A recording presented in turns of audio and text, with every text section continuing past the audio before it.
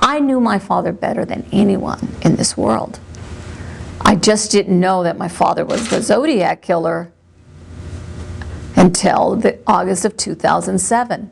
And I didn't know, and that's the hard part, I didn't know that my father used me as his disguise. Actually, in August of 2007, I saw a composite on America's Most Wanted, and I recognized the composite as my father. Not only did I recognize it as my father, I recognized that my father had once showed me that composite back in about probably December, because it was close to the time when I wrote the Melvin Belli letter with my dad. Because he asked me, and he asked me if it looked, I recognized it, and I said, yeah, it looks just like you, Dad.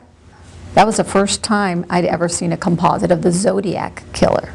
Okay. From that day, I had no knowledge, you know, of what the Zodiac Killer looked like at that point. I had no idea of the mystery behind his identity.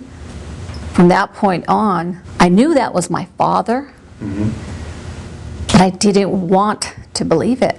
So I researched the Zodiac Killer, and that's when actually it was 100% confirmed to me, because it was gut-wrenching to see the letters, cards, ciphers, which I helped my father write, which I wrote on my own with my father telling me what to write.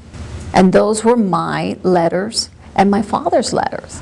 And they were in evidence. They were all over the internet in evidence for everyone to see. And I was confused, and I just could not believe it. But I knew at that point that was my realization.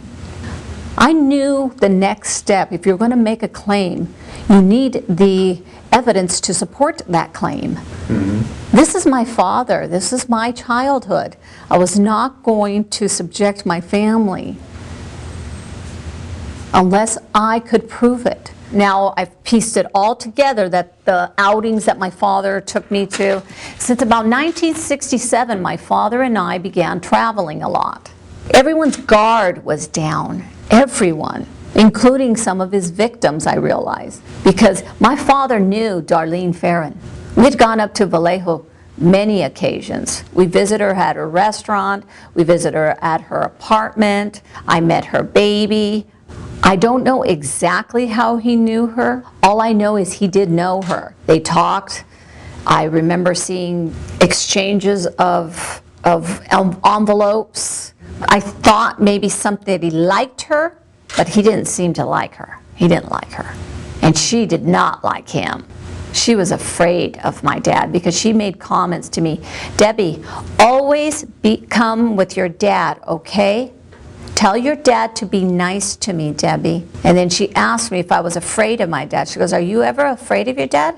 And I said, no, my dad wouldn't hurt a fly. And she goes, well, I'm afraid of your dad. I go, no, you don't have to be. You don't have to be. He was a police officer. He'll protect us. What made you come forward at the point you did? And where do you hope things go from here? It was after a great deal of work, frustration. It wasn't going anywhere. It just wasn't. I was dealing with this every single day. I wasn't able to live with it. I needed to get the truth out.